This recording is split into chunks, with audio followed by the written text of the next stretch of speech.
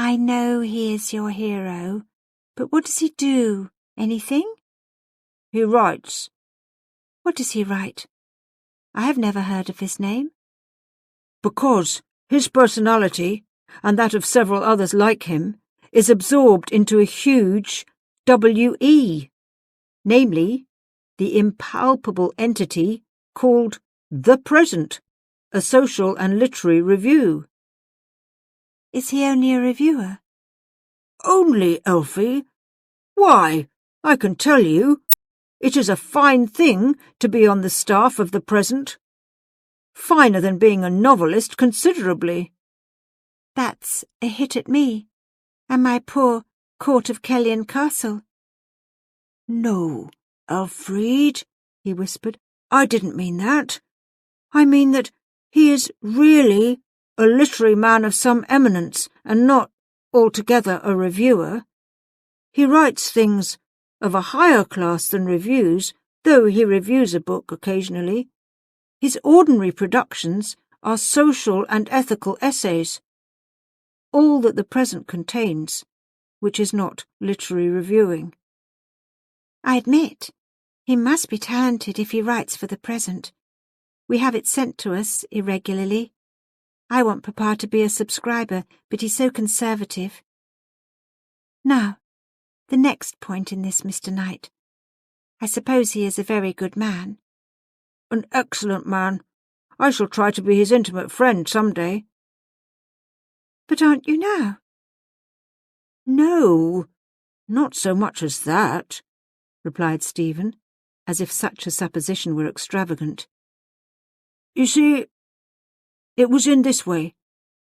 He came originally from the same place as I, and taught me things, but I am not intimate with him. Shan't I be glad when I get richer and better known, and hob and nob with him?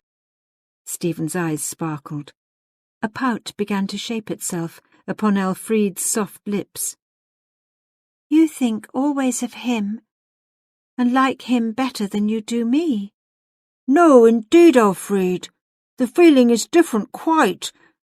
But I do like him, and he deserves even more affection from me than I give.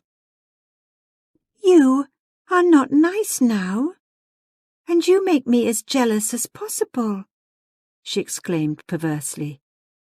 I know you will never speak to any third person of me so warmly as you do to me of him. But you don't understand, Elfriede, he said with an anxious movement. You shall know him some day. He is so brilliant. No, it isn't exactly brilliant. So thoughtful, nor does thoughtful express him, that it would charm you to talk to him. He's a most desirable friend, and that isn't half I could say.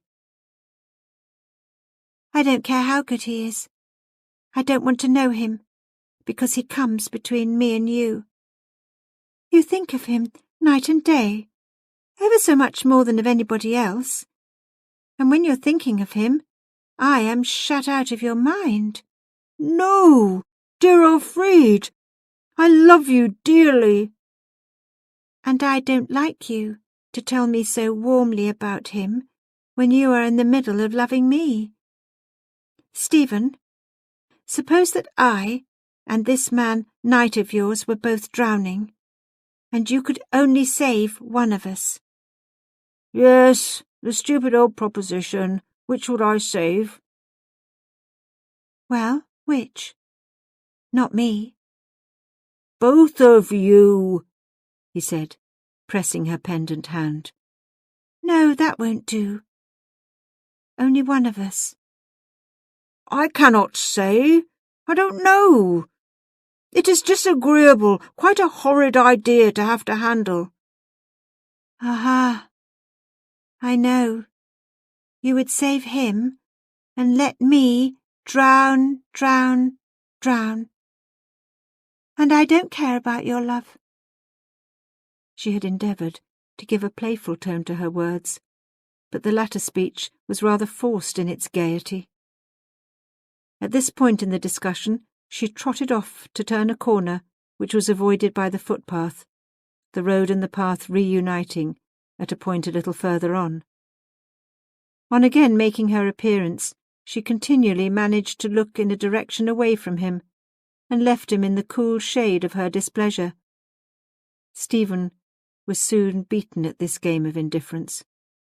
He went round and entered the range of her vision.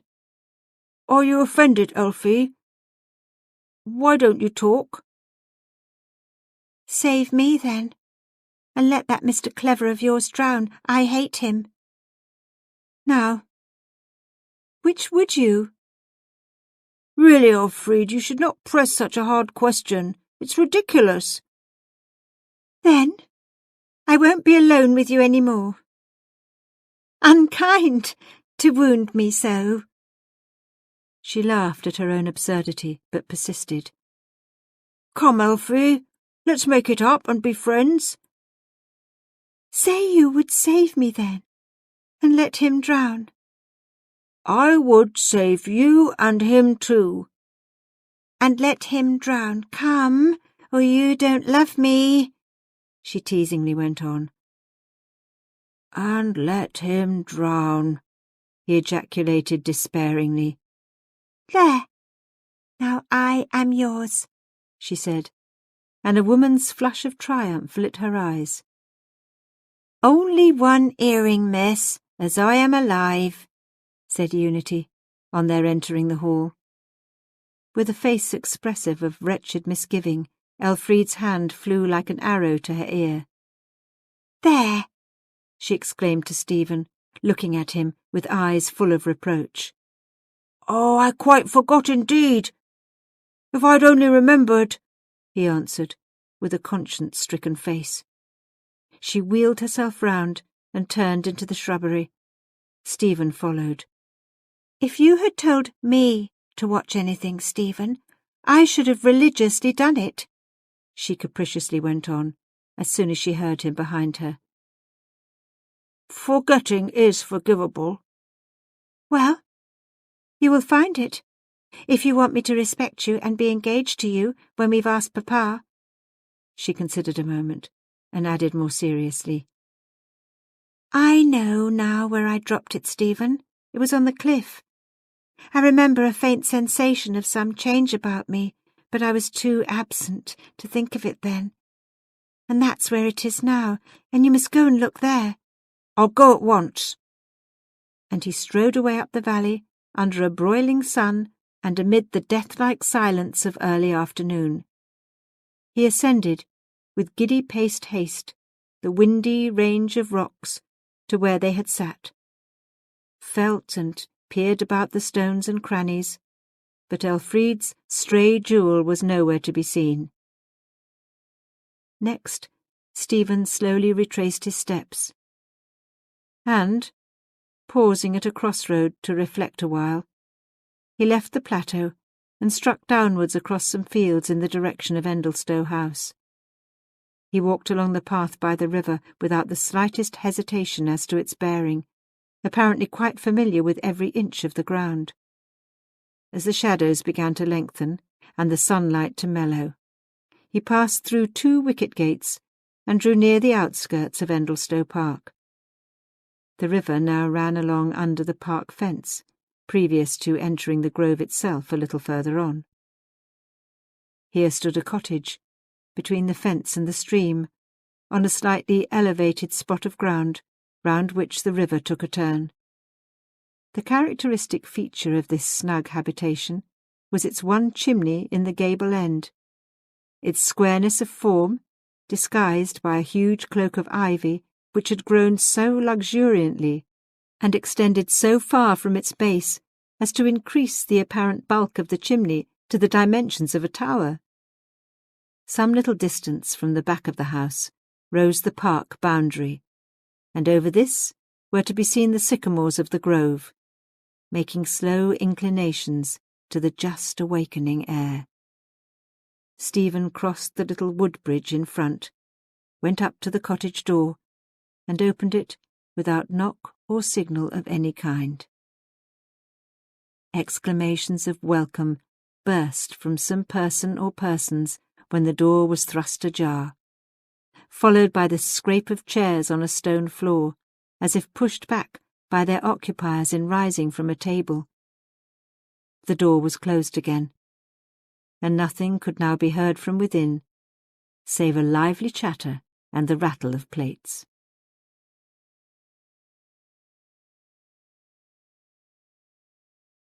Chapter 8. Allen a Dale is no baron or lord. The mists were creeping out of pools and swamps for their pilgrimages of the night when Stephen came up to the front door of the vicarage. Elfriede was standing on the step, illuminated by a lemon-hued expanse of western sky.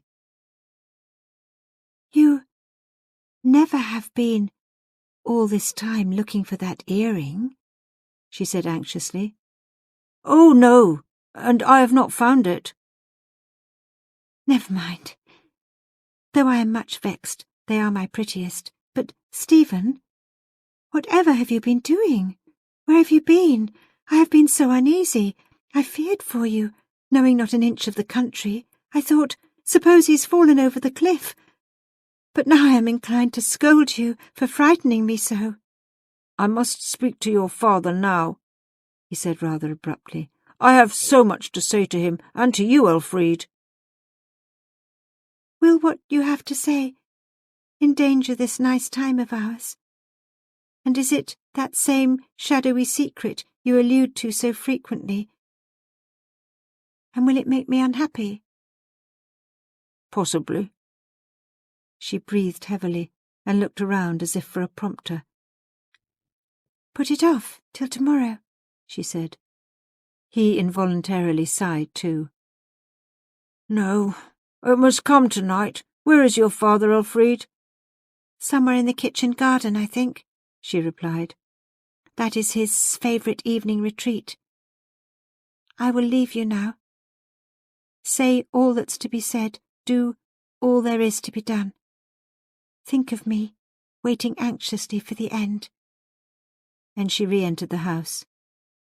She waited in the drawing-room, watching the lights sink to shadows, the shadows sink to darkness, until her impatience to know what had occurred in the garden could no longer be controlled. She passed round the shrubbery, unlatched the garden door, and skimmed with her keen eyes the whole twilighted space that the four walls enclosed and sheltered. They were not there. She mounted a little ladder which had been used for gathering fruit, and looked over the wall into the field. This field extended to the limits of the glebe, which was enclosed on that side by a privet hedge. Under the hedge was Mr. Swancourt, walking up and down and talking aloud, to himself, as it sounded at first. No, another voice shouted occasional replies, and this interlocutor seemed to be on the other side of the hedge. The voice, though soft in quality, was not Stephen's. The second speaker must have been in the long-neglected garden of an old manor-house hard by, which, together with a small estate attached, had lately been purchased by a person named Troyton, whom Elfriede had never seen. Her father might have struck up an acquaintanceship with some member of that family through the privet hedge, or a stranger to the neighbourhood might have wandered thither. Well, there was no necessity for disturbing him, and it seemed that, after all, Stephen had not yet made his desired communication to her father. Again she went indoors, wondering where Stephen could be. For want of something better to do, she went upstairs to her own little room. Here she sat down at the open window, and, leaning with her elbow on the table and her cheek upon her hand, she fell into meditation. It was a hot and still August night. Every disturbance of the silence, which rose to the dignity of a noise, could be heard for miles, and the merest sound for a long distance. So she remained, thinking of Stephen, and wishing he had not deprived her of his company to no purpose, as it appeared. How delicate and sensitive he was, she reflected, and yet he was man enough to have a private mystery which considerably elevated him in her eyes. Thus, looking at things with an inward vision, she lost consciousness of the flight of time. Strange conjunctions of circumstances, particularly those of a trivial everyday kind, are so frequent in an ordinary life that we grow used to their unaccountableness, and forget the question whether the very long odds against such juxtaposition is not almost a disproof of it being a matter of chance at all. What occurred to Elfriede at this moment was a case in point. She was vividly imagining for the 20th time the kiss of the morning, and putting her lips together, in the position another such a one would demand. When she heard the identical operation performed on the lawn immediately beneath her window. A kiss, not of the quiet and stealthy kind, but decisive, loud, and smart. Her face flushed, and she looked out, but to no purpose. The dark rim of the upland drew a keen, sad line against the pale glow of the sky, unbroken except where a young cedar on the lawn, that had outgrown its fellow trees, shot its pointed head across the horizon, piercing the firmamental lustre like a sting. It was just possible that, had any persons been standing on the grassy portions of the lawn, Elfriede might have seen their dusky forms. But the shrubs, which had once merely dotted the glade, had now grown bushy and large, till they hid at least half the enclosure containing them. The kissing pair might have been behind some of these. At any rate, nobody was in sight. Had no enigma ever been connected with her lover by his hints and absences, Elfriede would never have thought of admitting into her mind a suspicion that he might be concerned in the foregoing enactment. But the reservations he at present insisted on, while they added to the mystery without which, perhaps, she would never have seriously loved him at all, were calculated to nourish doubts of all kinds, and with a slow flush of jealousy she asked herself, might he not be the culprit? Elfriede glided downstairs on tiptoe, and out to the precise spot on which she had parted from Stephen to enable him to speak privately to her father. Thence she wandered into all the nooks around the place from which the sound seemed to proceed, among the huge laurustines, about the tufts of pampas grasses, amid the variegated hollies, under the weeping wych-elm. Nobody was there. Returning indoors, she called, "Unity?" "She's gone to her aunt's to spend the evening," said Mr. Swancourt, thrusting his head out of the study door and letting the light of his candles stream upon Elfriede's face, less revealing than, as it seemed to herself, creating the blush of uneasy perplexity that was burning upon her cheek. "I didn't know you were indoors, Papa," she said with surprise. "Surely no light was shining from the window when I was on the lawn." And she looked and saw that the shutters were still open. "Oh, yes, I am in," he said indifferently. "What did you want Unity for? I think she laid supper before she went out." "Did she?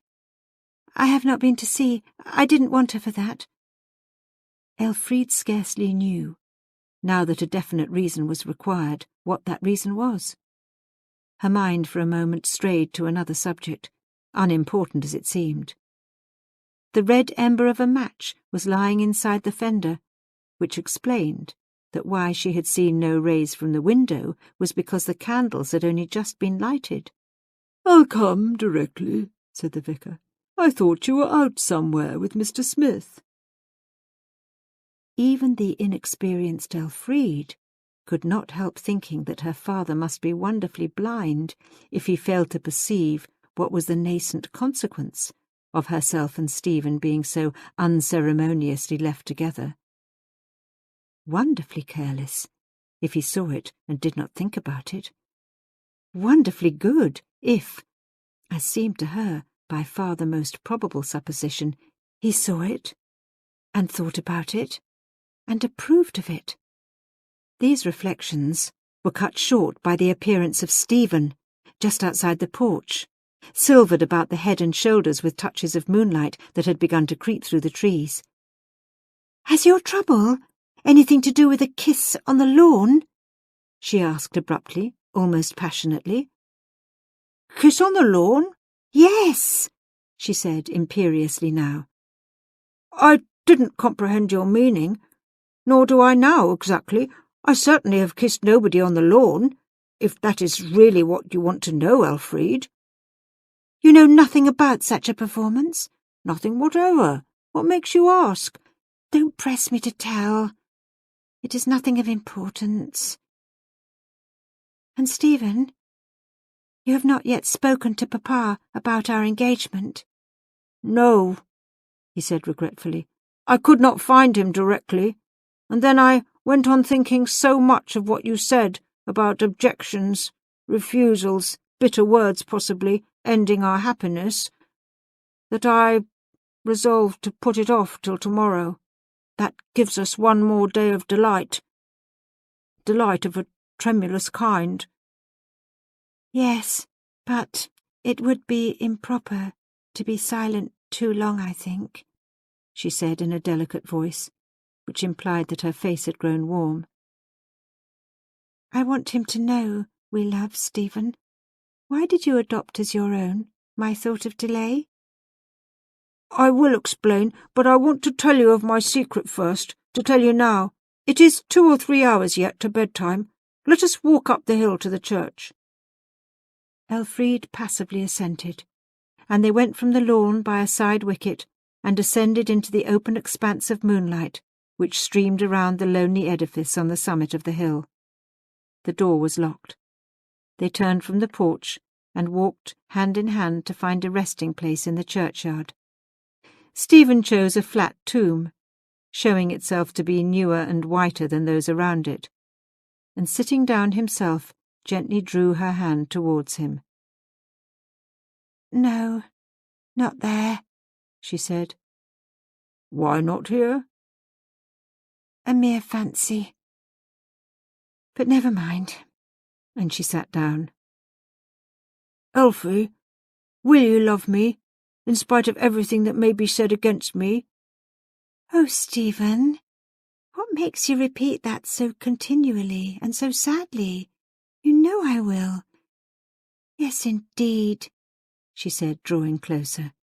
"Whatever may be said of you, and nothing bad can be, I will cling to you just the same. Your ways shall be my ways until I die." "Did you ever think what my parents might be, or what society I originally moved in?" "No, not particularly.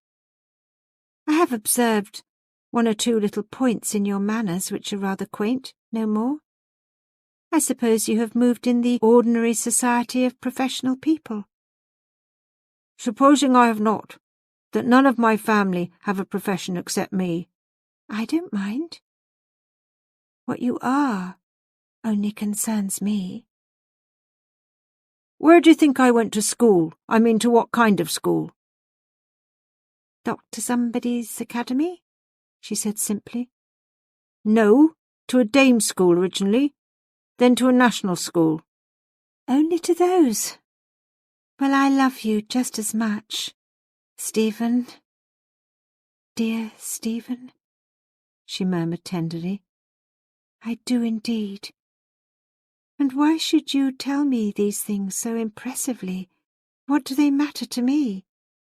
He held her closer and proceeded. "What do you think my father does for his living, that is to say?" "He practices some profession or calling, I suppose?"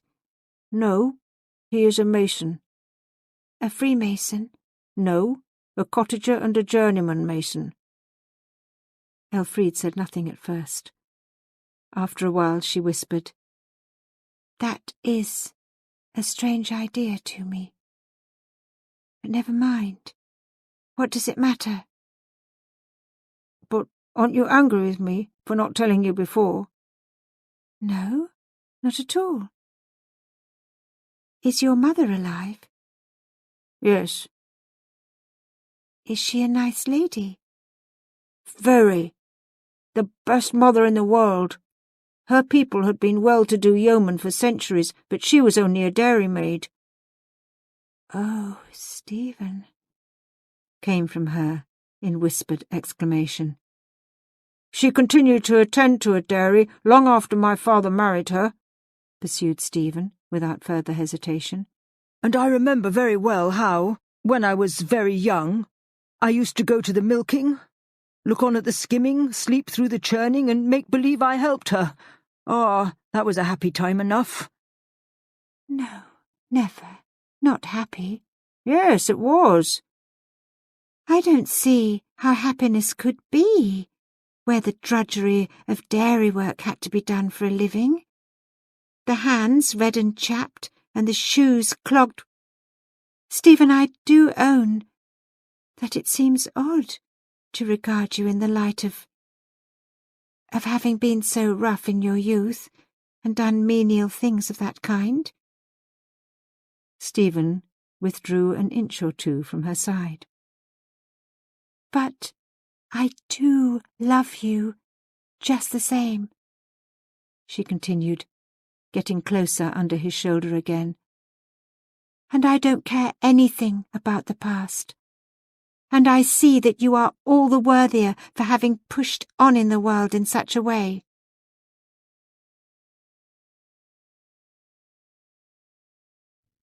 It is not my worthiness, it is Knight's who pushed me.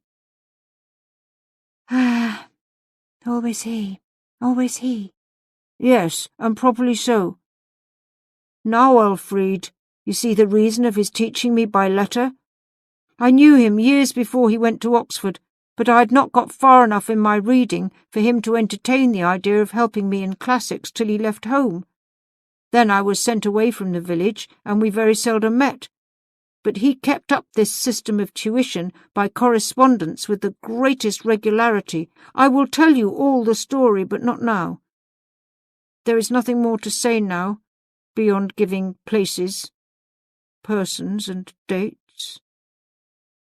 His voice became timidly slow at this point. No, don't take trouble to say more. You are a dear, honest fellow to say so much as you have. And it is not so dreadful either. It has become a normal thing that millionaires commence by going up to London with their tools at their back and half a crown in their pockets. That sort of origin is getting so respected, she continued cheerfully, that it is acquiring some of the odour of Norman ancestry. Ah, if I had made my fortune I shouldn't mind, but I am only a possible maker of it as yet. It is quite enough. And so, this is what your trouble was. I thought I was doing wrong, in letting you love me without telling you my story, and yet I feared to do so, Elfie. I dreaded to lose you, and I was cowardly on that account. How plain everything about you seems after this explanation. Your peculiarities in chess-playing, the pronunciation Papa noticed in your Latin, your odd mixture of book knowledge with ignorance of ordinary social accomplishments are accounted for in a moment. And has this anything to do with what I saw at Lord Luxellian's? What did you see? I saw the shadow of yourself putting a cloak round a lady. I was at the side door, and you two were in a room with the window towards me. You came to me a moment later. She was my mother. Your mother? There? She withdrew herself to look at him silently in her interest. Elfried, said Stephen, I was going to tell you the remainder tomorrow. I have been keeping it back. I must tell it now, after all. The remainder of my revelation refers to where my parents are. Where do you think they live? You know them, by sight at any rate." "I know them?" she said, in suspended amazement. "Yes. My father is John Smith, Lord Luxellian's master mason, who lives under the park wall by the river." "Oh, Stephen! Can it be?" "He built or assisted at the building of the house you live in years ago. He put up those stone gate piers at the lodge entrance to Lord Luxellian's park. My grandfather planted the trees that belt in your lawn. My grandmother, who worked in the fields with him, held each tree upright whilst he filled in the earth. They told me so when I was a child. He was the sexton, too, and dug many of the graves around us." "And was your unaccountable vanishing on the first morning of your arrival, and again this afternoon, a run to see your father and mother? I understand now. No wonder you seem to know your way about the village." "No wonder. But remember, I've not lived here since I was 9 years old. I then went to live with my uncle, a blacksmith near Exonbury, in order to be able to attend a national school as a day scholar. There was none on this remote coast then. It was there I met with my friend Knight. And when I was 15 and had been fairly educated by the schoolmaster, and more particularly by Knight, I was put as a pupil in an architect's office in that town, because I was skilful in the use of the pencil. A full premium was paid by the efforts of my mother and father, rather against the wishes of Lord Luxellian, who likes my father, however, and thinks a great deal of him. There I stayed till 6 months ago, when I obtained a situation as improver, as it is called, in a London office. That's all of me." To think, you, the London visitor, the town man, should have been born here, and have known this village so many years before I did. How strange! How very strange it seems to me," she murmured. "My mother curtsied to you and your father last Sunday," said Stephen with a pained smile at the thought of the incongruity. "And your papa said to her, 'I am glad to see you so regular at church, Jane.'" "I remember it, but I've never spoken to her. We've only been here 18 months, and the parish is so large." "Contrast with this," said Stephen, with a miserable laugh, "your father's belief in my blue blood, which is still prevalent in his mind. The first night I came, he insisted upon proving my descent from one of the most ancient West Country families on account of my second Christian name, when the truth is it was given me because my grandfather was assistant gardener in the Fitzmaurice Smith family for 30 years. Having seen your face, my darling, I had not heart to contradict him, and tell him what would have cut me off from a friendly knowledge of you." She sighed deeply. "Yes, I see now how this inequality may be made to trouble us," she murmured, and continued in a low, sad whisper. "I wouldn't have minded if they had lived far away. Papa might have consented to an engagement between us if your connection had been with villagers 100 miles off. Remoteness softens family contrasts. But he will not like... Oh, Stephen, Stephen, what can I do?" "Do?" he said tentatively, yet with heaviness. "Give me up. Let me go back to London and think no more of me." "No, no, I cannot give you up. This hopelessness in our affairs makes me care more for you. I see what did not strike me at first. Stephen, why do we trouble? Why should Papa object? An architect in London is an architect in London, Who inquires there? Nobody. We shall live there, shall we not? Why need we be so alarmed?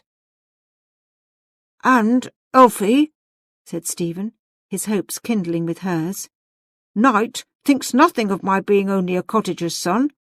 He says I am as worthy of his friendship as if I were a lord's, and if I am worthy of his friendship, I am worthy of you, am I not, Elfried?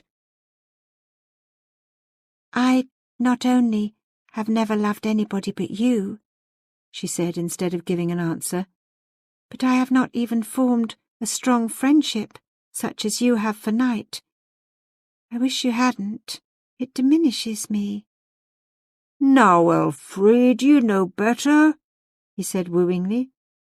And had you really never any sweetheart at all? None that was ever recognised by me as such. But did nobody ever love you? Yes, a man did once, very much, he said. How long ago? Oh, a long time. How long, dearest? A 12-month. That's not very long, rather disappointedly. I said long, not very long. And did he want to marry you? I believe he did, but I didn't see anything in him. He was not good enough, even if I had loved him. May I ask what he was? A farmer. A farmer, not good enough. How much better than my family, Stephen murmured.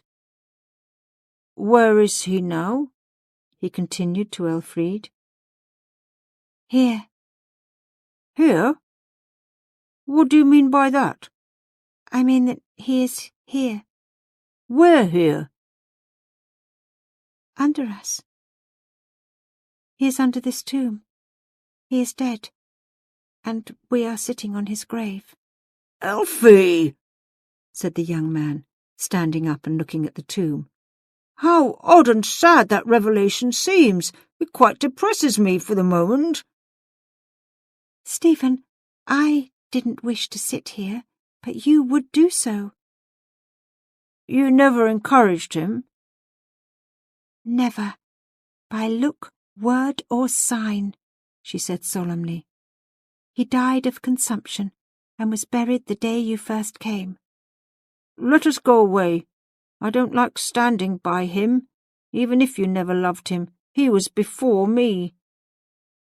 Worries make you unreasonable, she half pouted, following Stephen at the distance of a few steps. Perhaps I ought to have told you before we sat down. Yes. Let us go. Chapter 9. Her father did fume. Oppressed, in spite of themselves, by a foresight of impending complications, Elfried and Stephen returned down the hill hand in hand. At the door they paused wistfully, like children late at school. Women accept their destiny more readily than men. Elfried had now resigned herself to the overwhelming idea of her lover's sorry's antecedents. Stephen had not forgotten the trifling grievance that Elfried had known earlier admiration than his own. What was that young man's name? He inquired. Felix Jethway, a widow's only son. I remember the family. She hates me now. She says I killed him. Stephen mused, and they entered the porch. Stephen, I love only you, she tremulously whispered. He pressed her fingers, and the trifling shadow passed away, to admit again the mutual and more tangible trouble. The study appeared to be the only room lighted up. They entered, each with a demeanour intended to conceal the inconcealable fact that reciprocal love was their dominant chord. Elfried perceived a man, sitting with his back towards herself, talking to her father. She would have retired, but Mr. Swancourt had seen her. "Come in," he said. "It is only Martin Canister, come for a copy of the register for poor Mrs. Jethway." Martin Canister, the sexton, was rather a favourite with Elfriede. He used to absorb her attention by telling her of his strange experiences in digging up after long years the bodies of persons he had known, and recognising them by some little sign, though in reality he had never recognised any. He had shrewd small eyes and a great wealth of double chin, which compensated in some measure for considerable poverty of nose. The appearance of a slip of paper in Canister's hand, and a few shillings lying on the table in front of him, denoted that the business had been transacted, and the tenor of their conversation went to show that a summary of village news was now engaging the attention of parishioner and parson.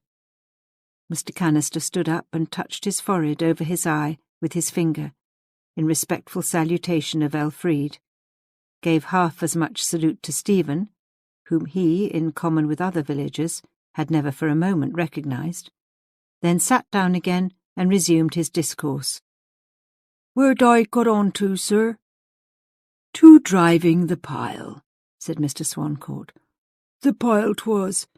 So, as I was saying, Nat was driving the pile in this manner, as I might say." Here Mr. Canister held his walking-stick, scrupulously vertical with his left hand, and struck a blow with great force on the knob of the stick with his right. "John was steadying the pile, so, as I might say."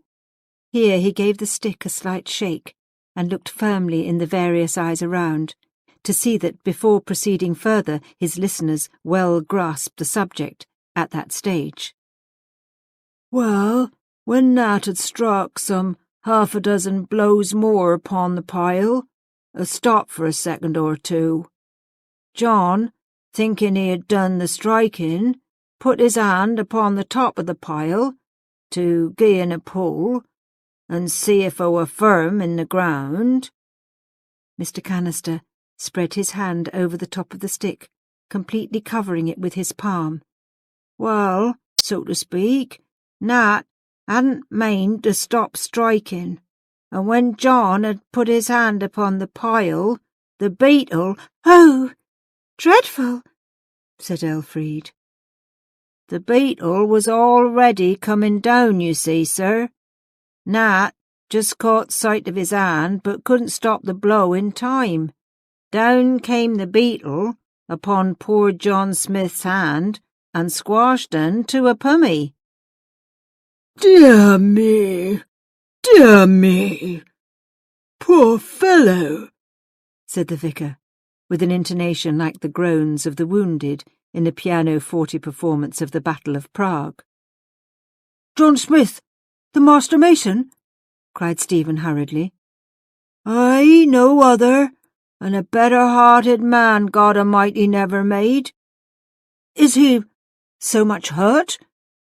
"I have heard," said Mr. Swancourt, not noticing Stephen, "that he has a son in London, a very promising young fellow." "Oh, how he must be hurt!" repeated Stephen. "A beetle couldn't hurt very little. Well, sir, good night to ye. And ye, sir, and you, miss, I'm sure." Mr. Canister had been making unnoticeable motions of withdrawal, and by the time this farewell remark came from his lips, he was just outside the door of the room. He tramped along the hall, stayed more than a minute endeavouring to close the door properly, and then was lost to their hearing. Stephen had meanwhile turned and said to the vicar, "Please excuse me this evening. I must leave. John Smith is my father." The vicar did not comprehend at first. "What did you say?" he inquired. "John Smith is my father," said Stephen deliberately. A surplice tinge of redness rose from Mr. Swancourt's neck, and came round over his face. The lines of his features became more firmly defined, and his lips seemed to get thinner. It was evident that a series of little circumstances, hitherto unheeded, were now fitting themselves together and forming a lucid picture in Mr. Swancourt's mind, in such a manner as to render useless further explanation on Stephen's part. "Indeed," the vicar said, in a voice dry and without inflection. This being a word which depends entirely upon its tone for its meaning, Mr. Swancourt's enunciation was equivalent to no expression at all. "I have to go now," said Stephen, with an agitated bearing, and a movement as if he scarcely knew whether he ought to run off or stay longer.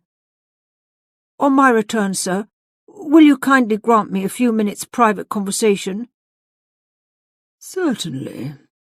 Though antecedently it does not seem possible that there can be anything of the nature of private business between us."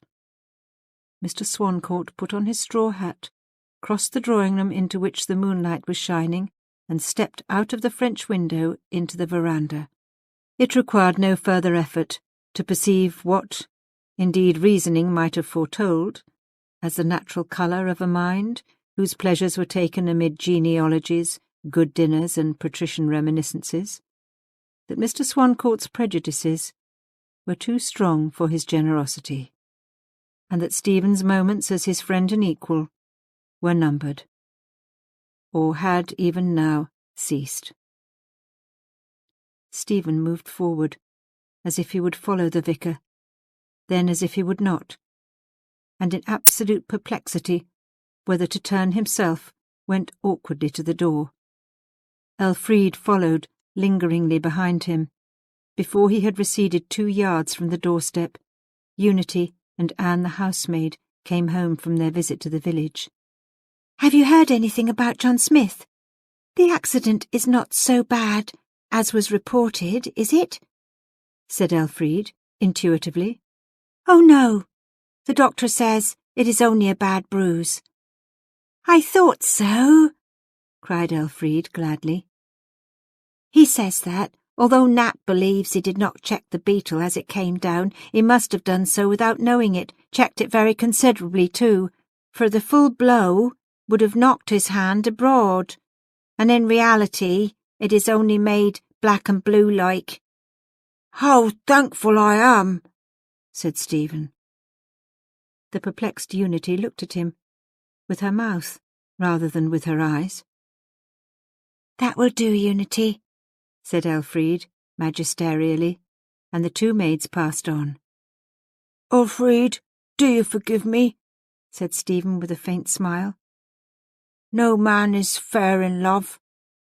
And he took her fingers lightly in his own.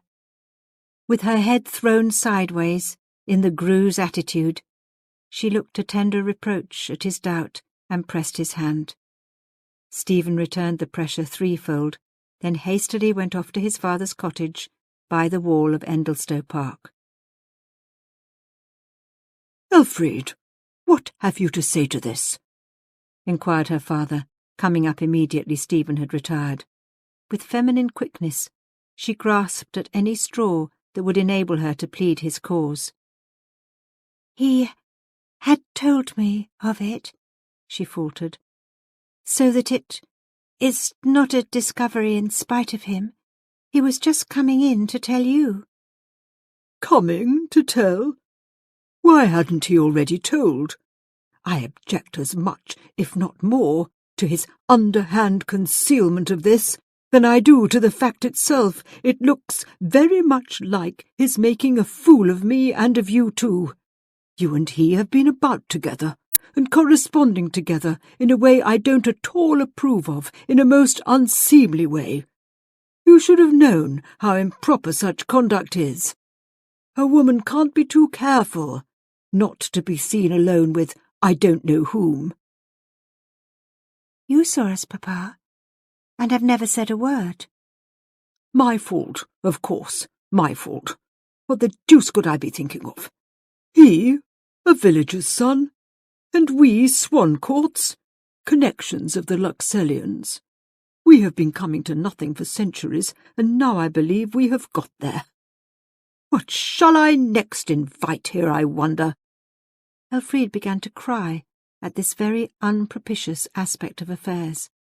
"Oh, Papa, Papa, Forgive me and him. We care so much for one another.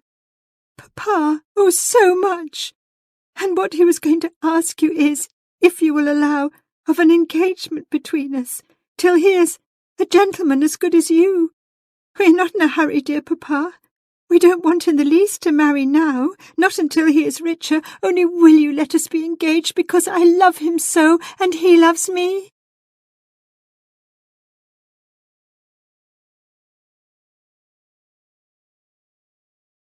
Mr. Swancourt's feelings were a little touched by this appeal, and he was annoyed that such should be the case. "Certainly not," he replied.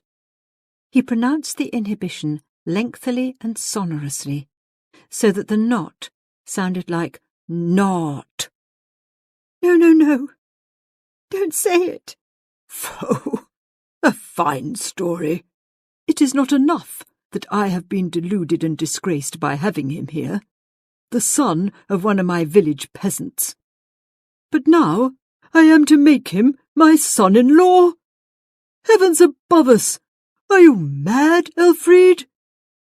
You have seen his letters come to me ever since his first visit, Papa, and you knew they were a sort of love letters. And since he has been here, you have let him be alone with me almost entirely, and you must have guessed, what we were thinking of and doing, and you didn't stop him. Next to love-making comes love-winning, and you knew it would come to that, Papa. The vicar parried this common-sense thrust. I know, since you press me so. I know I did guess some childish attachment might arise between you. I own I did not take much trouble to prevent it, but I have not particularly countenanced it. And Elfried, how can you expect that I should now?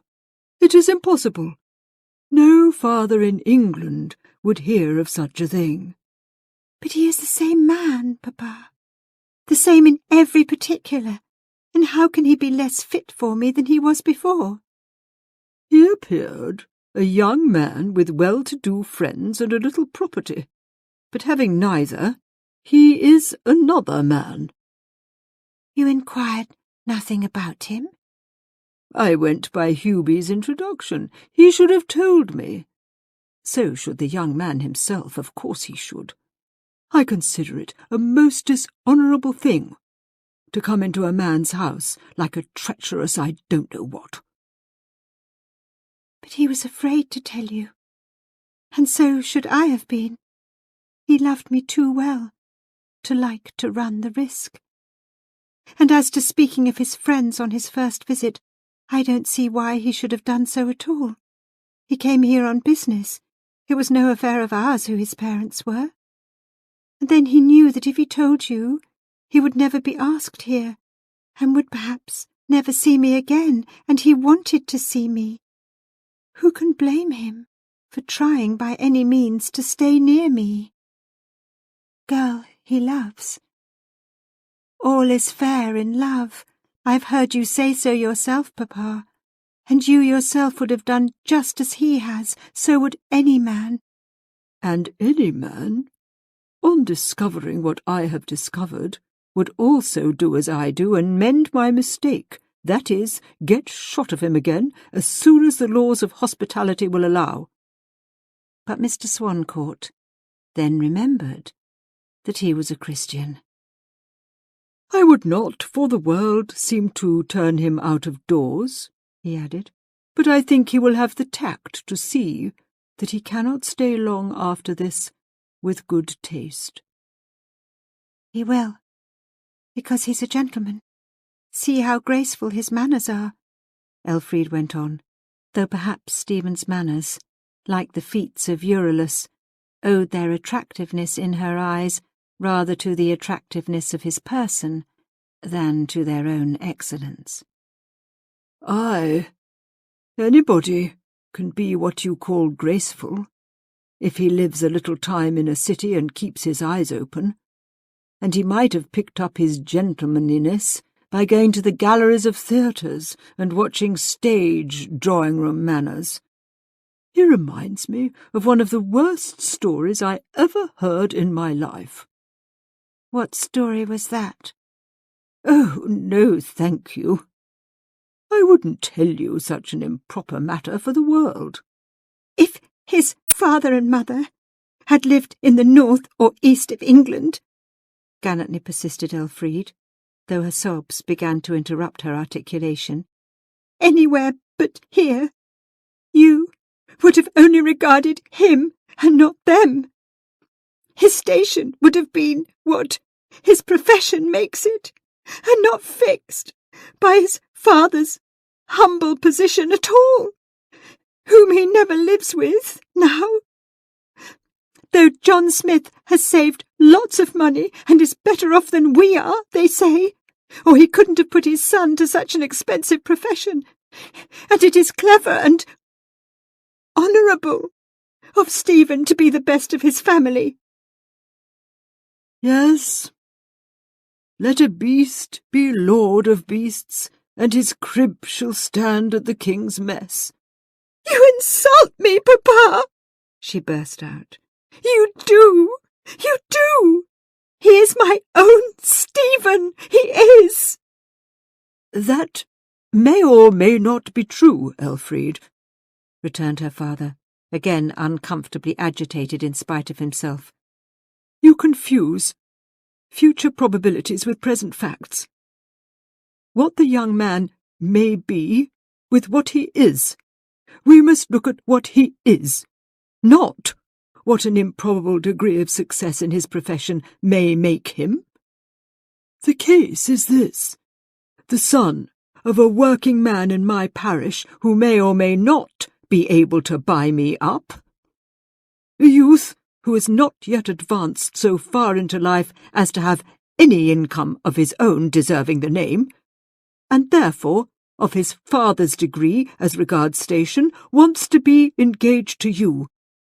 His family are living in precisely the same spot in England as yours. So, throughout this county, which is the world to us, you would always be known as the wife of Jack Smith the mason's son, and not under any circumstances as the wife of a London professional man. It is the drawback, not the compensating fact, that is talked of always. There. Say no more. You may argue all night and prove what you will. I'll stick to my words." Elfriede looked silently and hopelessly out of the window, with large heavy eyes and wet cheeks. "I call it great temerity, and long to call it audacity, in Hubie," resumed her father. "I never heard such a thing. Giving such a hobbledehoy native of this place such an introduction to me as he did. Naturally, you were deceived as well as I was. I don't blame you at all so far." He went and searched for Mr. Hubie's original letter. "Here's what he said to me. Dear Sir, agreeably to your request of the 18th instant, I have arranged to survey and make drawings, etc. My assistant, Mr. Stephen Smith. Assistant. You see, he called him. And naturally I understood him to mean a sort of partner. Why didn't he say clerk?" "They never call them clerks in that profession, because they do not write. Stephen. Mr. Smith told me so that Mr. Hubie simply used the accepted word."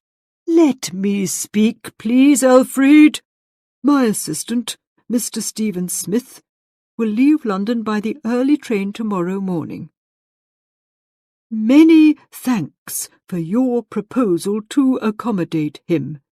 You may put every confidence in him, and may rely upon his discernment in the matter of church architecture. Well, I repeat that Hubie ought to be ashamed of himself for making so much of a poor lad of that sort." "Professional men in London," Elfriede argued, "don't know anything about their clerks' fathers and mothers. They have assistants who come to their offices and shops for years and hardly even know where they live. What they can do what profits they can bring the firm, that's all London men care about. And that is helped in him by his faculty of being uniformly pleasant. Uniform pleasantness is rather a defect than a faculty. It shows that a man hasn't sense enough to know whom to despise. It shows that he acts by faith and not by sight, as those you claim succession from directed. That's some more of what he's been telling you, I suppose. Yes, I was inclined to suspect him because he didn't care about sources of any kind. I always did doubt a man's being a gentleman if his palate had no acquired tastes. An unedified palate is the irrepressible cloven foot of the upstart. The idea of my bringing out a bottle of my 40 Martinez, only 11 of them left now, to a man who didn't know it from 18 penny. Then the Latin line he gave to my quotation, it was very cut and dried, very. Or I, who haven't looked into a classical author for the last 18 years, shouldn't have remembered it. Well, Elfried, you had better go to your room. You'll get over this bit of tomfoolery in time. No, no, no, Papa, she moaned. For of all the miseries attaching to miserable love, the worst is the misery of thinking that the passion which is the cause of them all may cease. Elfried, said her father with rough friendliness, I have an excellent scheme on hand, which I cannot tell you of now. A scheme to benefit you and me. It has been thrust upon me for some little time. Yes, thrust upon me, but I didn't dream of its value till this afternoon, when the revelation came. I should be most unwise to refuse to entertain it. I don't like that word, she returned wearily. You have lost so much already by schemes. Is it those wretched mines again? No, not a mining scheme. Railways? Nor railways. It's like those mysterious offers we see advertised, by which any gentleman with no brains at all may make so much a week without risk, trouble, or soiling his fingers. However, I am intending to say nothing till it is settled, though I will just say this much, that soon you may have other fish to fry than to think of Stephen Smith. Remember, I wish not to be angry but friendly to the young man. For your sake, I'll regard him as a friend in a certain sense. But this is enough.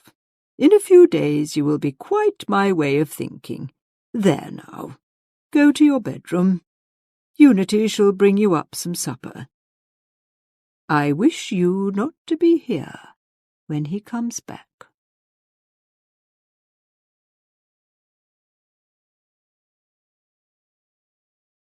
Chapter 10.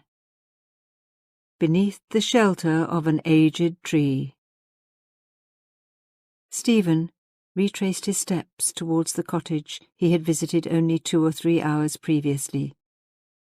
He drew near, and under the rich foliage growing about the outskirts of Endlestow Park, the spotty lights and shades from the shining moon maintaining a race over his head and down his back in an endless gambol. When he crossed the plank bridge and entered the garden gate, he saw an illuminated figure coming from the enclosed plot towards the house on the other side. It was his father, with his hand in a sling, taking a general moonlight view of the garden, and particularly of a plot of the youngest of young turnips, previous to closing the cottage for the night. He saluted his son with customary force. "Hallo, Stephen! We should have been in bed in another 10 minutes. Come to see what's the matter with me, I suppose, my lad." The doctor had come and gone, and the hand had been pronounced as injured but slightly, though it might possibly have been considered a far more serious case if Mr. Smith had been a more important man. Stephen's anxious inquiry drew from his father words of regret at the inconvenience to the world of his doing nothing for the next 2 days, rather than of concern for the pain of the accident. Together they entered the house. John Smith, brown as autumn as to skin, white as winter as to clothes, was a satisfactory specimen of the village artificer in stone. In common with most rural mechanics, he had too much individuality to be a typical working man, a resultant of that beach-pebble attrition with his kind, only to be experienced in large towns, which metamorphoses the unit self into a fraction of the unit class. There was not the speciality in his labour which distinguishes the handicraftsmen of towns. Though only a mason, strictly speaking, he was not above handling a brick, if bricks were the order of the day, or a slate, or tile, if a roof had to be covered before the wet weather set in, and nobody was near who could do it better. Indeed, on 1 or 2 occasions in the depth of winter, when frost peremptorily forbids all use of the trowel, making foundations to settle, stones to fly, and mortar to crumble, he had taken to felling and sawing trees. Moreover, he had practised gardening in his own plot for so many years that, on an emergency, he might have made a living by that calling. Probably our countryman was not such an accomplished artificer in a particular direction as his town brethren in the trades, but he was, in truth, like that clumsy pin-maker who made the whole pin, and who was despised by Adam Smith on that account, and respected by Macaulay, much more the artist, nevertheless. Appearing now indoors by the light of the candle, his stalwart healthiness was a sight to see. His beard was close and knotted as that of a chiselled Hercules. His shirt-sleeves were partly rolled up, his waistcoat unbuttoned. The difference in hue between the snowy linen and the ruddy arms and face, contrasting like the white of an egg and its yolk. Mrs. Smith, on hearing them enter, advanced from the pantry. Mrs. Smith was a matron whose countenance addressed itself to the mind rather than to the eye, though not exclusively. She retained her personal freshness even now, in the prosy afternoon time of her life, but what her features were primarily indicative of was a sound common sense behind them, as a whole appearing to carry with them a sort of argumentative commentary on the world in general. The details of the accident were then rehearsed by Stephen's father, in the dramatic manner also common to Martin Canister, other individuals of the neighbourhood, and the rural world generally. Mrs. Smith threw in her sentiments between the acts, as chorea fierce of the tragedy, to make the description complete. The story at last came to an end, as the longest will, and Stephen directed the conversation into another channel. "Well, Mother, they know everything about me now," he said quietly. "Well done," replied his father. "Now my mind's at peace." "I blame myself. I shall never forgive myself for not telling them before," continued the young man. Mrs. Smith at this point abstracted her mind from the former subject. "I don't see what you have to grieve about, Stephen," she said. "People who accidentally get friends don't, as a first stroke, tell the history of their families." "You've done no wrong, certainly," said his father. "No, but I should have spoken sooner. There's more in this visit of mine than you think, a good deal more." "Not more than I think," Mrs. Smith replied, looking contemplatively at him. Stephen blushed, and his father looked from one to the other in a state of utter incomprehension. "She's a pretty piece enough," Mrs. Smith continued, "and very ladylike and clever too. But though she's very well fit for you as far as that is, why, mercy 'pon me, whatever do you want any woman at all for yet." John made his naturally short mouth a long one and wrinkled his forehead. "That's the way the wind blow, is it?" he said. "Mother," exclaimed Stephen, "how absurdly you speak, criticising whether she's fit for me or no, as if there were room for doubt on the matter. Why, to marry her would be the greatest blessing of my life, socially and practically, as well as in other respects. No such good fortune as that, I'm afraid. She's too far above me. Her family doesn't want such country lads as I in it." "Then, if they don't want you, I'd see them dead corpses before I'd want them. And go to better families who do want you." "Ah, yes, but I could never put up with the distaste of being welcomed among such people as you mean, whilst I could get indifference among such people as hers." "What crazy twist of thinking will enter your head next?" said his mother. "And come to that, she's not a bit too high for you, or you too low for her. See how careful I be to keep myself up? I'm sure I never stop for more than a minute together to talk to any journeyman people, and I never invite anybody to our party at Christmases who are not in business for themselves. And I talk to several toppermost carriage people that come to my lord's without saying ma'am or sir to him, and they take it as quiet as lambs." "You curtsied to the vicar, mother, and I wish you hadn't." "But it was before he called me by my Christian name, or he would have got very little curtsying from me," said Mrs. Smith, bridling and sparkling with vexation. "You go on at me, Stephen, as if I were your worst enemy. What else could I do with a man to get rid of him, banging it into me and your father by side and by seam about his greatness, and what happened when he was a young fellow at college, and I don't know what all.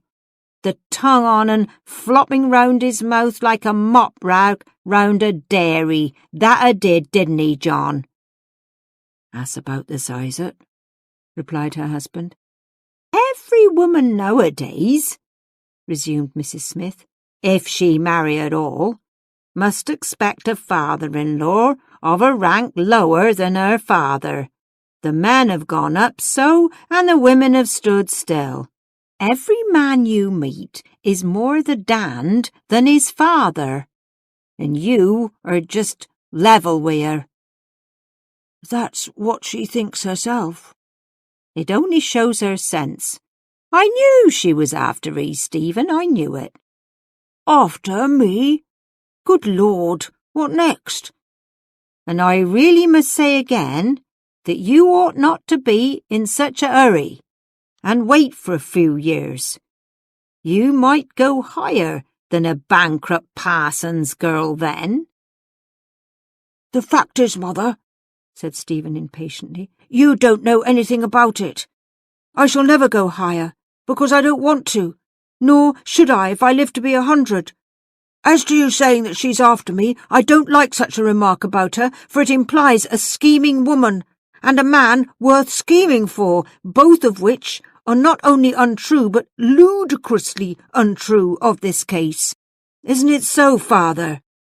"I'm afraid I don't understand the matter well enough to give my opinion," said his father, in the tone of the fox who had a cold and could not smell.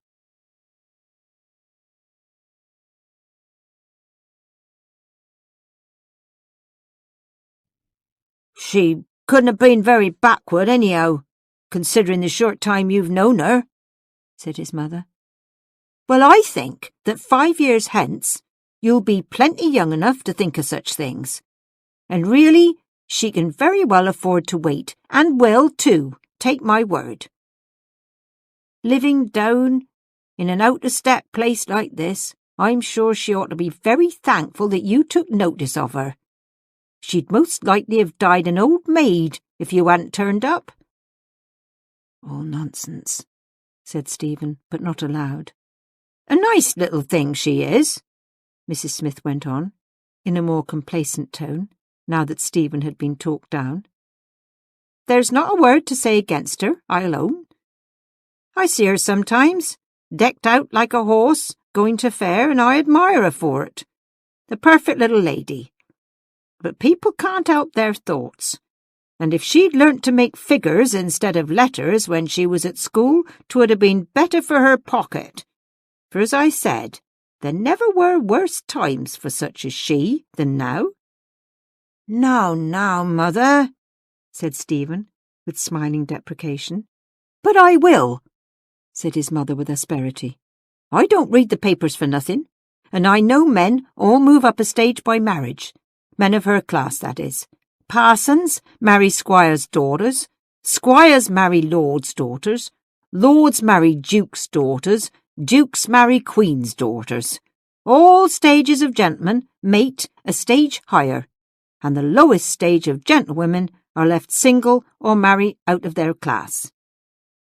"But you said just now, dear mother," retorted Stephen, unable to resist the temptation of showing his mother her inconsistency. Then he paused. "Well, what did I say?"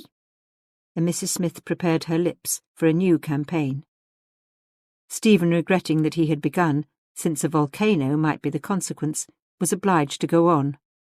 "You said I wasn't out of her class just before." "Yes. There, that's you. That's my own flesh and blood. I'll warrant that you'll pick holes in everything your mother says if you can, Stephen. You're just like your father for that. Take anybody's part but mine. Whilst I am speaking and talking and trying and slaving away for your good, you are waiting to catch me out in that way. So, you are in her class, but 'tis what her people would call marrying out of her class. Don't be so quarrelsome, Stephen." Stephen preserved a discreet silence, in which he was imitated by his father, and for several minutes nothing was heard but the ticking of the green-faced case clock against the wall.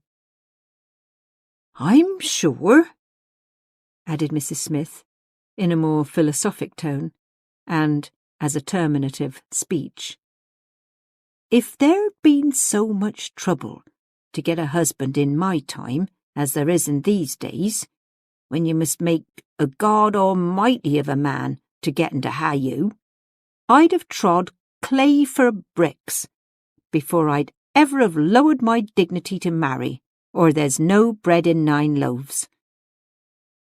The discussion now dropped, and as it was getting late, Stephen bade his parents farewell for the evening, his mother none the less warmly for their sparring. For although Mrs. Smith and Stephen were always contending, they were never at enmity. "And possibly," said Stephen, "I may leave here altogether tomorrow, I don't know. So that if I shouldn't call again before returning to London, don't be alarmed, will you?"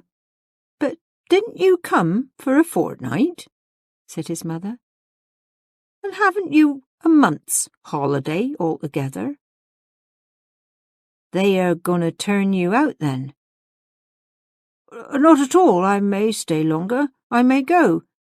If I go, you had better say nothing about my having been here for her sake. At what time of the morning does the carrier pass Endlestow Lane?" 7 o'clock. And then he left them. His thoughts were that should the vicar permit him to become engaged, to hope for an engagement, or in any way to think of his beloved Elfriede, he might stay longer. Should he be forbidden to think of any such thing, he resolved to go at once. And the latter, even to young hopefulness, seemed the more probable alternative. Stephen walked back to the vicarage through the meadows as he had come, surrounded by the soft, musical purl of the water through little weirs, the modest light of the moon, the freshening smell of the dews outspread around.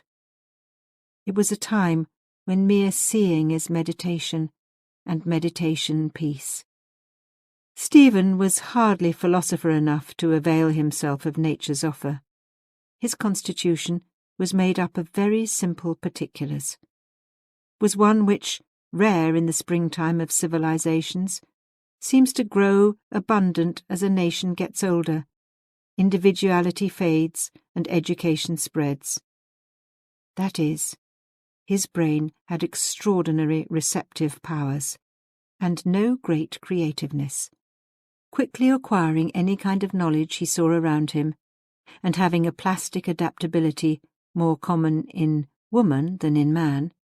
He changed colour like a chameleon, as the society he found himself in assumed a higher and more artificial tone. He had not many original ideas, and yet there was scarcely an idea to which, under proper training, he could not have added a respectable coordinate. He saw nothing outside himself tonight, and what he saw within was a weariness to his flesh. Yet, to a dispassionate observer, his pretensions to Elfriede, though rather premature, were far from absurd as marriages go, unless the accidental proximity of simple but honest parents could be said to make them so. The clock struck 11 when he entered the house. Elfriede had been waiting with scarcely a movement since he departed. Before he had spoken to her, she caught sight of him passing into the study with her father. She saw that he had by some means obtained the private interview he desired. A nervous headache had been growing on the excitable girl during the absence of Stephen, and now she could do nothing beyond going up again to her room as she had done before. Instead of lying down, she sat again in the darkness without closing the door, and listened with a beating heart to every sound from downstairs. The servants had gone to bed. She ultimately heard the two men come from the study and cross to the dining room, where supper had been lingering for more than an hour. The door was left open, and she found that the meal, such as it was, passed off between her father and her lover without any remark, save commonplaces as to cucumbers and melons, their wholesomeness and culture uttered in a stiff and formal way. It seemed to prefigure failure.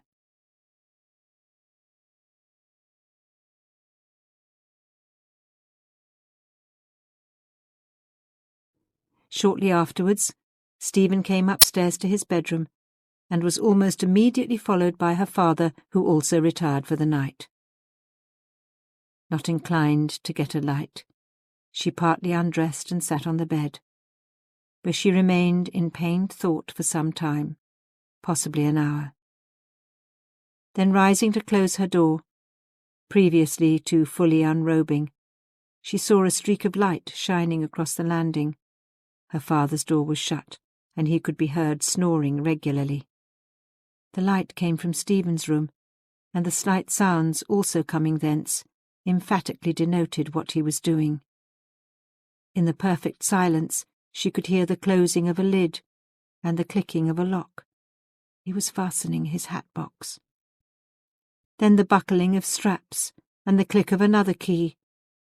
He was securing his portmanteau. With trebled foreboding, she opened her door softly and went towards his. One sensation pervaded her to distraction. Stephen, her handsome youth and darling, was going away, and she might never see him again, except in secret and in sadness. Perhaps never more. At any rate, she could no longer wait till the morning to hear the result of the interview, as she had intended. She flung her dressing-gown round her, tapped lightly at his door, and whispered, "Stephen." He came instantly, opened the door and stepped out. "Tell me, are we to hope?" He replied in a disturbed whisper, and a tear approached its outlet, though none fell. "I am not to think of such a preposterous thing, that's what he said. And I am going tomorrow.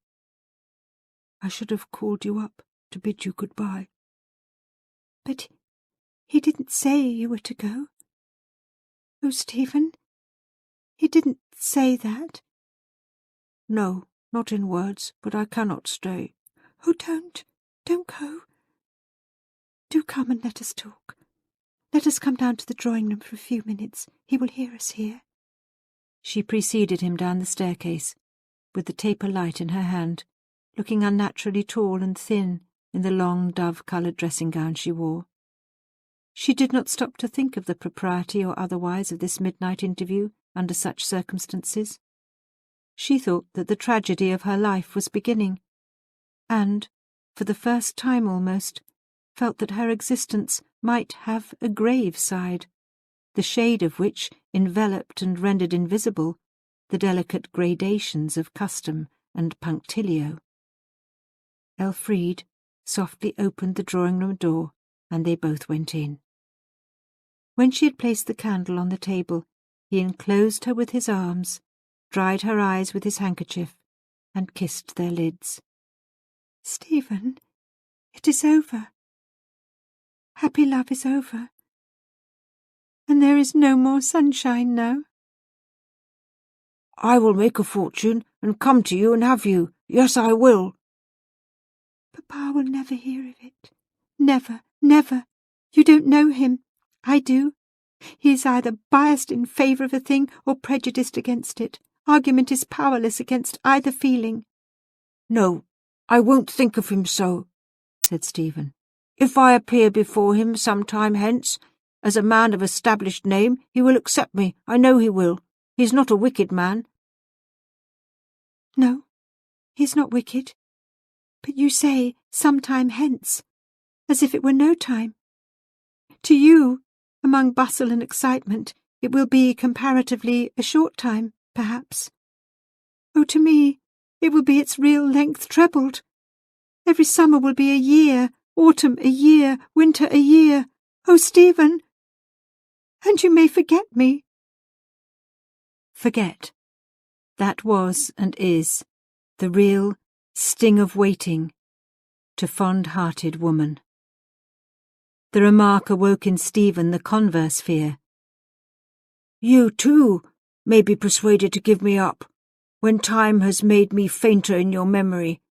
For remember, your love for me must be nourished in secret. There will be no long visits from me to support you.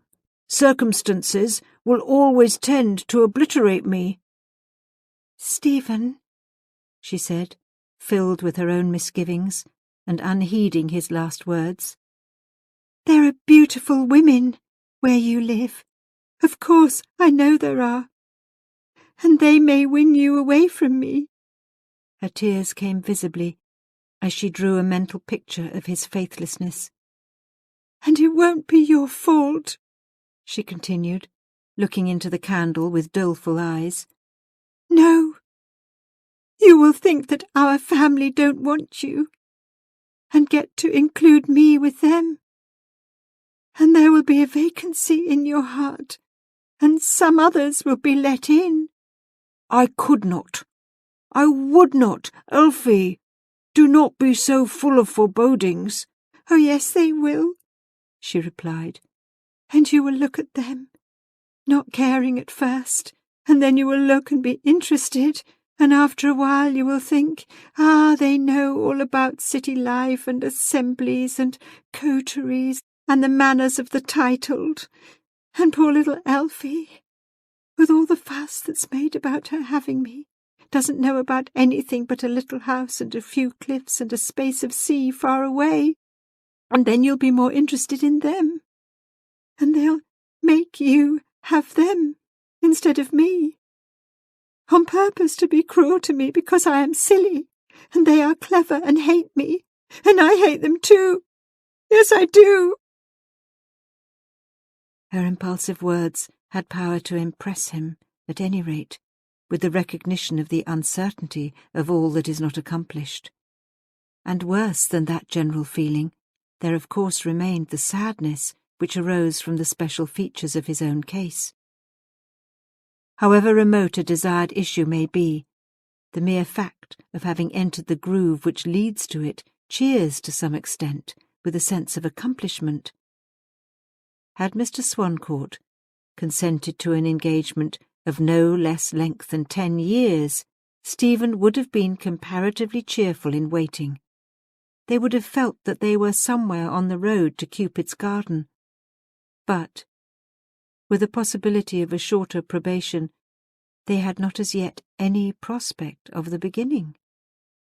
The zero of hope had yet to be reached. Mr. Swancourt would have to revoke his formidable words before the waiting for marriage could even set in. And this was despair.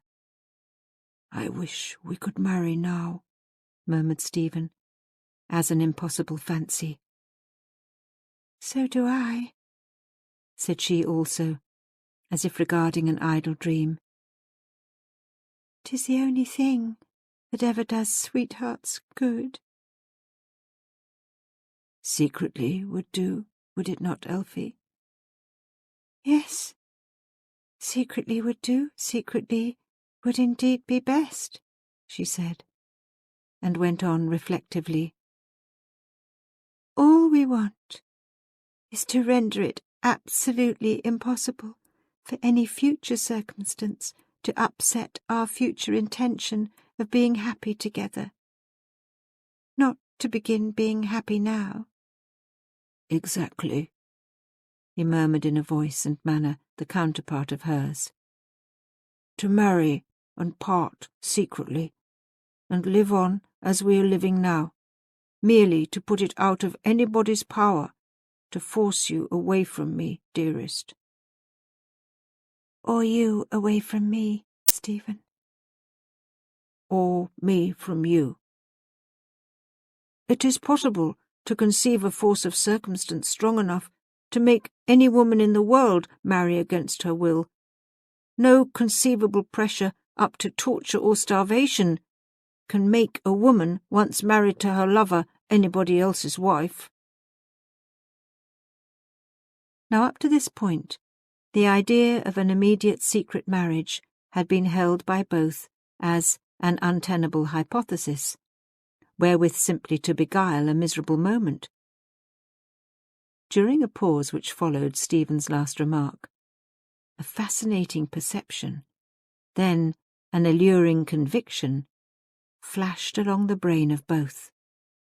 The perception was that an immediate marriage could be contrived. The conviction that such an act, in spite of its daring, its fathomless results, its deceptiveness, would be preferred by each to the life they must lead under any other conditions. The youth spoke first, and his voice trembled with the magnitude of the conception he was cherishing. "How strong we should feel, Elfriede, going on our separate courses as before, without the fear of ultimate separation. Oh, Elfriede, think of it! Think of it!" It is certain that the young girl's love for Stephen received a fanning from her father's opposition, which made it blaze with 12 times the intensity it would have exhibited if left alone. Never were conditions more favourable for developing a girl's first passing fancy for a handsome boyish face, a fancy rooted in inexperience and nourished by seclusion, into a wild, unreflecting passion fervid enough for anything. All the elements of such a development were there, the chief one being hopelessness, a necessary ingredient always to perfect the mixture of feelings united under the name of loving to distraction. "We would tell Papa soon, would we not?" she inquired timidly.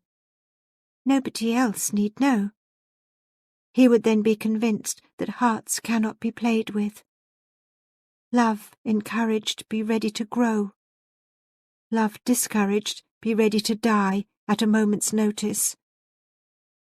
Stephen, do you not think that if marriages against a parent's consent are ever justifiable, they are when young people have been favoured up to a point, as we have, and then have had that favour suddenly withdrawn?"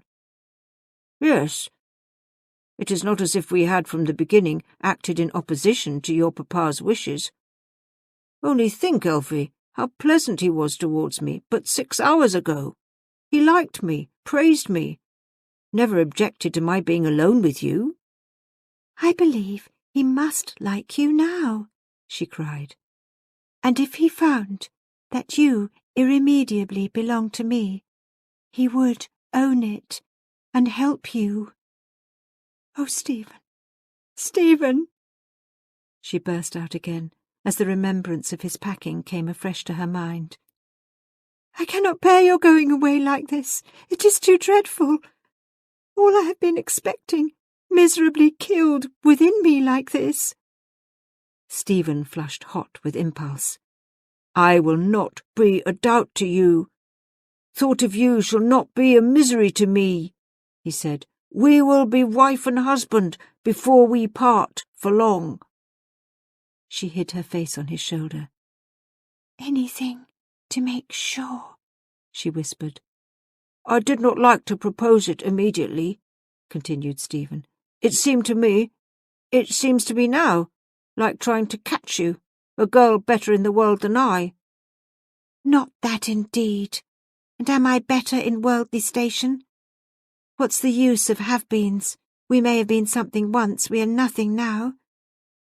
Then they whispered long and earnestly together, Stephen hesitatingly proposing this and that plan, Elfriede modifying them with quick breathings and hectic flush and unnaturally bright eyes. It was 2:00 before an arrangement was finally concluded. She then told him to leave her, giving him his light to go up to his own room. They parted with an agreement not to meet again in the morning. After his door had been some time closed, he heard her softly gliding into her chamber.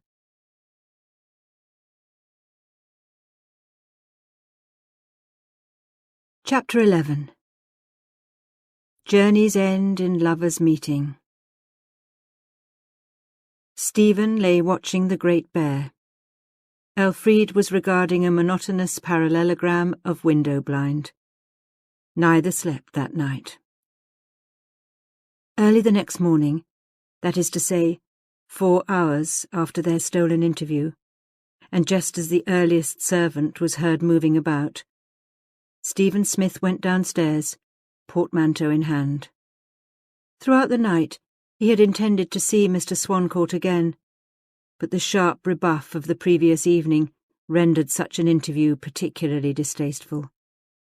Perhaps there was another and less honest reason. He decided to put it off. Whatever of moral timidity or obliquity may have lain in such a decision, no perception of it was strong enough to detain him. He wrote a note in his room, which stated simply that he did not feel happy in the house after Mr. Swancourt's sudden veto on what he had favoured a few hours before, but that he hoped a time would come, and that soon, when his original feelings of pleasure as Mr. Swancourt's guest might be recovered. He expected to find the downstairs rooms wearing the grey and cheerless aspect that early morning gives to everything out of the sun. He found in the dining room a breakfast laid, of which somebody had just partaken. Stephen gave the maidservant his note of adieu. She stated that Mr. Swancourt had risen early that morning and made an early breakfast. He was not going away that she knew of. Stephen took a cup of coffee, left the house of his love, and turned into the lane. It was so early that the shaded places still smelt like night-time, and the sunny spots had hardly felt the sun. The horizontal rays made every shallow dip in the ground to show as a well-marked hollow. Even the channel of the path was enough to throw shade, and the very stones of the road cast tapering dashes of darkness westward, as long as Jael's tent-nail. At a spot not more than 100 yards from the vicar's residence, the lane leading thence crossed the high road. Stephen reached the point of intersection, stood still and listened. Nothing could be heard, save the lengthy, murmuring line of the sea upon the adjacent shore. He looked at his watch, and then mounted a gate upon which he seated himself to await the arrival of the carrier. Whilst he sat, he heard wheels coming in 2 directions. The vehicle approaching on his right he soon recognised as the carrier's. There were the accompanying sounds of the owner's voice and the smack of his whip, distinct in the still morning air, by which he encouraged his horses up the hill. The other set of wheels sounded from the lane Stephen had just traversed. On closer observation, he perceived that they were moving from the precincts of the ancient manor house adjoining the vicarage grounds. A carriage then left the entrance gates of the house, and wheeling round came fully in sight. It was a plain travelling carriage, with a small quantity of luggage, apparently a lady's. The vehicle came to the junction of the 4 ways half a minute before the carrier reached the same spot, and crossed directly in his front, proceeding by the lane on the other side. Inside the carriage, Stephen could just discern an elderly lady with a younger woman who seemed to be her maid. The road they had taken led to Stratley, a small watering place 16 miles north. He heard the manor house gates swing again, and looking up, saw another person leaving them and walking off in the direction of the parsonage. "Ah, how much I wish I were moving that way," felt he, parenthetically. The gentleman was tall and resembled Mr. Swancourt in outline and attire. He opened the vicarage gate and went in. Mr. Swancourt, then, it certainly was. Instead of remaining in bed that morning, Mr. Swancourt must have taken it into his head to see his new neighbour off on a journey. He must have been greatly interested in that neighbour, to do such an unusual thing. The carrier's conveyance had pulled up, and Stephen now handed in his portmanteau and mounted the shafts. "Who is that lady in the carriage?" he inquired indifferently of Lickpan, the carrier. "That, sir, is Mrs. Troyton, a widow wi' a mint o' money. She's the owner of all that part of Endlestow that's not Lord Luxellian's. Only been here a short time. She came to it by law. The owner formerly was a terrible mysterious party, never lived here. Hardly ever was seen here, except in the month of September, as I might say." The horses were started again, and noise rendered further discourse a matter of too great exertion. Stephen crept inside under the tilt, and was soon lost in reverie. 3 hours and a half of straining up hills and jogging down brought them to St. Launce's, the market town and railway station nearest to Endlestow, and the place from which Stephen Smith had journeyed over the downs on the, to him, memorable winter evening at the beginning of the same year. The carrier's van was so timed as to meet a starting up train, which Stephen entered. 2 or 3 hours railway travel, through vertical cuttings in metamorphic rock, through oak copses, rich and green, stretching over slopes and down delightful valleys, glens, and ravines sparkling with water like many rilled eider, and he plunged amid the 150,000 people composing the town of Plymouth. There being some time upon his hands, he left his luggage at the cloakroom and went on foot along Bedford Street to the nearest church. Here Stephen wandered among the multifarious tombstones and looked in at the chancel window, dreaming of something that was likely to happen by the altar there in the course of the coming month. He turned away and ascended the Hoe, viewed the magnificent stretch of sea and massive promontories of land, but without particularly discerning one feature of the varied perspective. He still saw that inner prospect, the event he hoped for in yonder church. The wide Sound, the breakwater, the lighthouse on far-off Eddystone, the dark steam vessels, brigs, barks and schooners, either floating stilly or gliding with tiniest motion, were as the dream then. The dreamed-of event was as the reality. Soon Stephen went down from the Hoe and returned to the railway station. He took his ticket and entered the London train.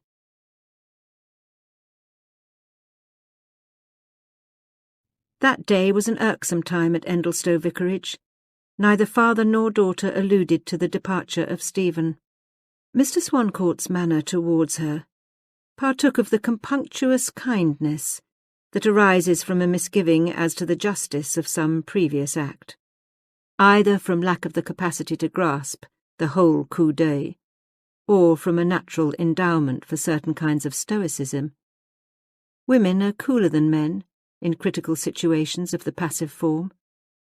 Probably, in Elfride's case at least, it was blindness to the greater contingencies of the future she was preparing for herself, which enabled her to ask her father in a quiet voice if he could give her a holiday soon, to ride to St. Launce's and go on to Plymouth. Now, she had only once before gone alone to Plymouth, and that was in consequence of some unavoidable difficulty. Being a country girl, and a good, not to say a wild, horsewoman, it had been her delight to canter, without the ghost of an attendant, over the 14 or 16 miles of hard road intervening between their home and the station at St. Launce's, put up the horse, and go on the remainder of the distance by train, returning in the same manner in the evening. It was then resolved that, though she had successfully accomplished this journey once, it was not to be repeated without some attendance. But Elfride must not be confounded with ordinary young feminine equestrians. The circumstances of her lonely and narrow life made it imperative that in trotting about the neighbourhood she must trot alone or else not at all. Usage soon rendered this perfectly natural to herself. Her father, who had had other experiences, did not much like the idea of a Swancourt, whose pedigree could be as distinctly traced as a thread in a skein of silk, scampering over the hills like a farmer's daughter, even though he could habitually neglect her. But what with his not being able to afford her a regular attendant, and his inveterate habit of letting anything be to save himself trouble, the circumstance grew customary. And so there arose a chronic notion in the villagers' minds that all ladies rode without an attendant, like Miss Swancourt, except a few who were sometimes visiting at Lord Luxellian's. "I don't like your going to Plymouth alone, particularly going to St. Launce's on horseback. Why not drive and take the man?" "It is not nice to be so overlooked." Worm's company would not seriously have interfered with her plans, but it was her humour to go without him. "When do you want to go?" said her father. She only answered, "Soon." "I will consider," he said. Only a few days elapsed before she asked again. A letter had reached her from Stephen. It had been timed to come on that day by special arrangement between them. In it he named the earliest morning on which he could meet her at Plymouth. Her father had been on a journey to Stratley, and returned in unusual buoyancy of spirit. It was a good opportunity. And since the dismissal of Stephen, her father had been generally in a mood to make small concessions, that he might steer clear of large ones, connected with that outcast lover of hers. "Next Thursday week I am going from home in a different direction," said her father. "In fact, I shall leave home the night before. You might choose the same day, for they wish to take up the carpets or some such thing, I think. As I said, I don't like you to be seen in town on horseback alone. But go if you will." Thursday week. Her father had named the very day that Stephen had also named that morning as the earliest on which it would be of any use to meet her. That was about 15 days from the day on which she had left Endlestowe. 15 days. That fragment of duration which has acquired such an interesting individuality from its connection with the English marriage law. She involuntarily looked at her father so strangely that on becoming conscious of the look she paled with embarrassment. Her father too looked confused. What was he thinking of? There seemed to be a special facility offered her, by a power external to herself, in the circumstance that Mr. Swancourt had proposed to leave home the night previous to her wished-for day. Her father seldom took long journeys, seldom slept from home, except perhaps on the night following a remote visitation. Well, she would not inquire too curiously into the reason of the opportunity, nor did he, as would have been natural, proceed to explain it of his own accord. In matters of fact, there had hitherto been no reserve between them, though they were not usually confidential in its full sense. But the divergence of their emotions on Stephen's account had produced an estrangement, which just at present went even to the extent of reticence on the most ordinary household topics. Elfride was almost unconsciously relieved, persuading herself that her father's reserve on his business justified her in secrecy as regarded her own, a secrecy which was necessarily a foregone decision with her. So anxious is a young conscience to discover a palliative that the ex post facto nature of a reason is of no account in excluding it.